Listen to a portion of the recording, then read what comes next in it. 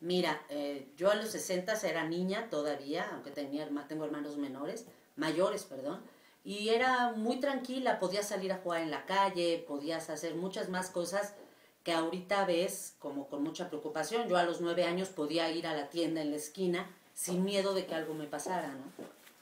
Me gustaba que vivíamos más libres, que teníamos una enorme libertad de ir y de venir por todo el país, no solo en la ciudad, sino no te cuestionabas si el ir a una carretera era peligroso, nada más en términos de lo que manejabas o cómo manejabas.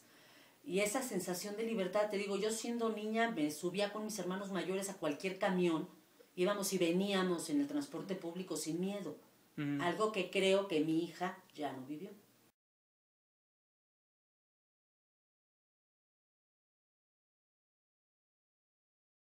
Era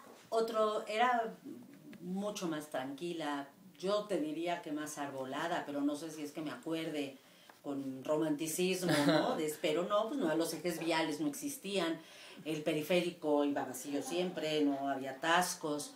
Te digo, era una sensación de que podías jugar, te digo, era niña y podía jugar en la calle sin ningún problema, o sea, y convivir de una manera diferente.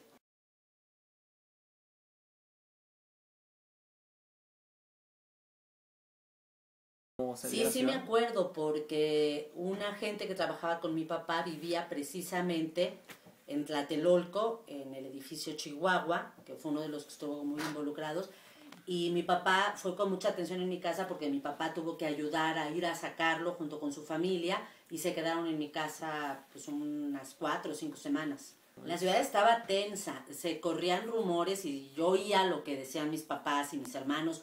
Mi hermano el mayor tenía 15 años y no lo dejaban salir porque a mis papás les daba miedo de que lo iban a confundir con uno de esos estudiantes, y lo que se decía era que eran malos, fascinerosos, que andaban viendo qué daño hacer, ¿no? Eso era lo que decían los medios de comunicación.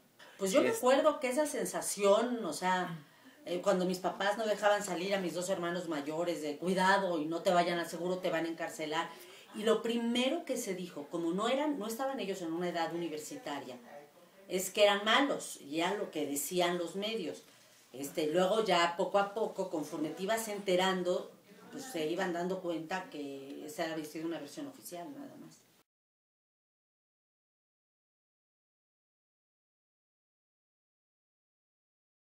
pasado.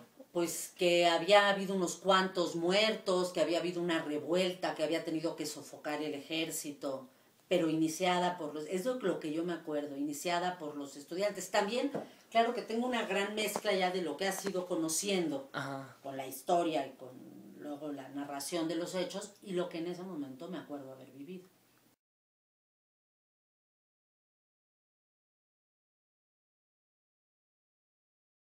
Por ejemplo, sí me acuerdo de con relación al hecho del 68, esta familia que tuvo que venir a vivir a mi casa durante 5 semanas, ellos venían muy, muy asustados. Esa fue la primera manera que supimos que había pasado algo más, porque él tenía hijos chicos menores de mi edad, de 8 9 años, y lo que él nos contó que se vivió esa noche era espantoso. Lo que decían, los niños estaban muy asustados, lo recordaban con un gran susto, ¿no? Ajá. Entonces esa fue la primera noticia que tuvimos fuera de los medios de que había pasado algo diferente a lo que había dicho, pues ahora sé que es Sabludowski, ¿no? Y compañía.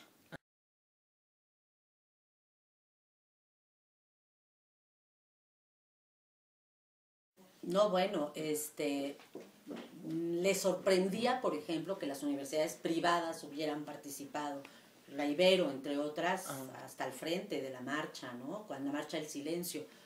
Y te digo, conforme se empezó a conocer más información por vías informales, es decir, no por los medios, sino por algún primo que había estado en la marcha, por algún tío, por algún conocido, pues fuimos sabiendo que no, que había sido un reclamo legítimo y que había sido excesivo el uso de la fuerza.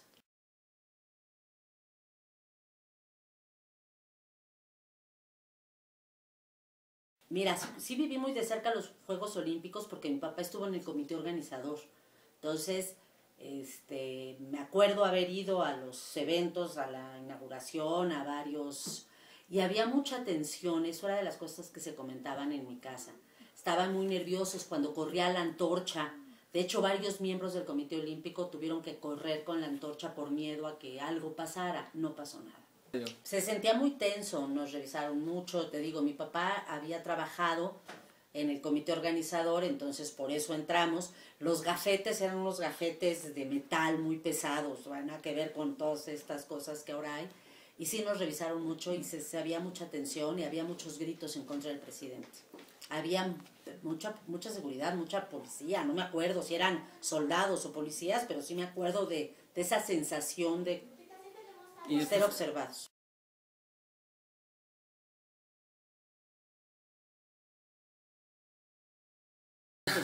Era visto como, pues, le decían chango y se hablaba como en términos muy despectivos de él. Me acuerdo de la chifliza en el estadio. ¿Sí? ¿Usted estaba ahí? Yo estaba ahí, sí fui. ¿Ah, sí? Fui a la inauguración de los Juegos Olímpicos y fui a la clausura.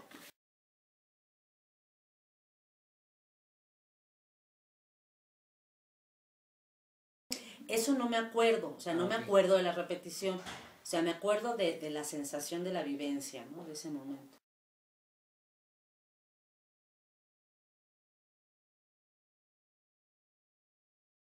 Pues mira, estamos hablando de una gente que era una niña en ese momento, pero era lejana, no se hablaba de ir de compras. Cuando alguien iba a Estados Unidos y te traía algún caramelo o algo, era como raro, era extraño, no era común.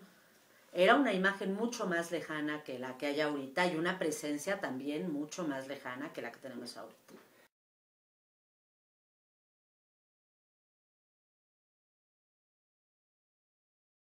¿Cómo? Pues yo creo que sí, no tengo una conciencia clara de cómo percibíamos, porque no era un tema de conversación, porque ninguno de tus amigos se iba de vacaciones a Estados Unidos, porque tus papás, primos, tíos y demás no acostumbraban ir y venir.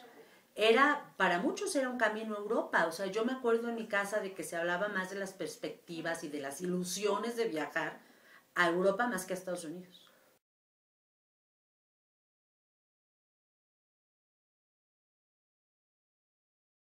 Aquí en México conocíamos todo, Acapulco, Cuernavaca, Taxco, Querétaro, o sea, viajabas en México.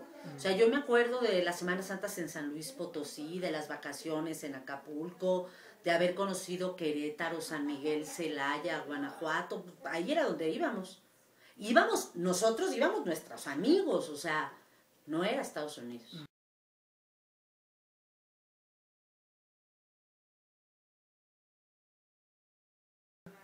América Latina había, desde mi perspectiva y mi recuerdo, una conciencia todavía más lejana. Menos, si acaso yo me acuerdo de haber conocido algunas compañeras cubanas que vinieron a México en los 60s, pero nada más.